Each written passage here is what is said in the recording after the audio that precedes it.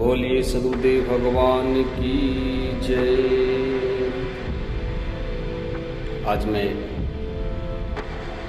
गया जिला के मधुमती आश्रम आया हूँ, स्वामी जी का आश्रम में दर्शन करने के लिए। सत्य असत्य से अलग है, सो पर सत्य स्वरूप, अकथ्य अलौकिक तत्व है, अजय अनादिवर रूप, चित चेतन सत्तार है, ज्ञान असीम अनंत, ज्ञान योनि में पूर्ण है, चित स्वरूप भगवंत।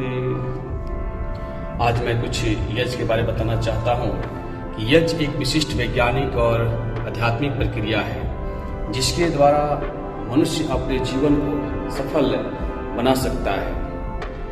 यज्ञ के जरिए आध्यात्मिक संपदा की भी प्राप्ति होती है।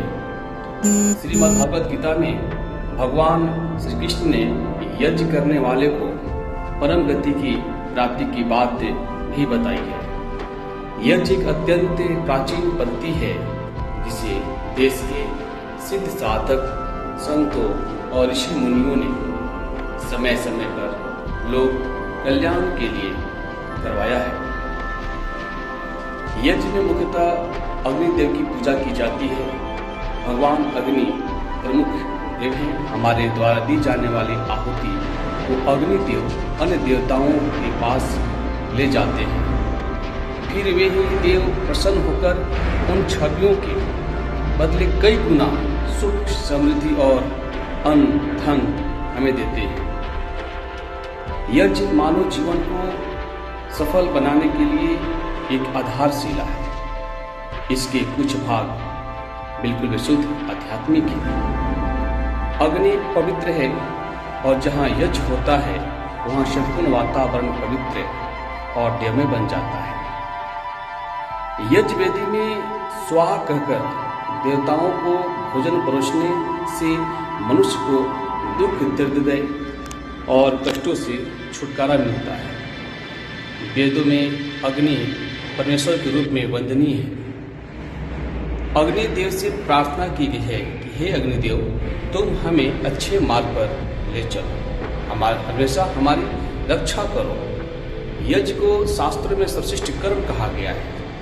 इसकी सुगंध समाज को संगठित कर एक सुव्यवस्था देती है। ऐसा इसलिए क्योंकि यज्ञ करने वाले अपने आप में दिव्य आत्मा हैं।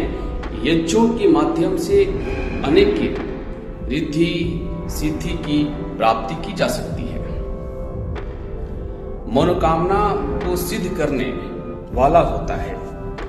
विशेष आकांक्षाओं की पूर्ति के लिए, विशेष संकट निवारण के लिए और विशेष शक्तियां अर्जित करने के लिए विशिष्ट विधि विधान की भी भिन्न भिन्न है। यज्ञ भगवान का ही अपना एक स्वरूप है। इसे भुवन नाविकेंद्र भी कहा गया है।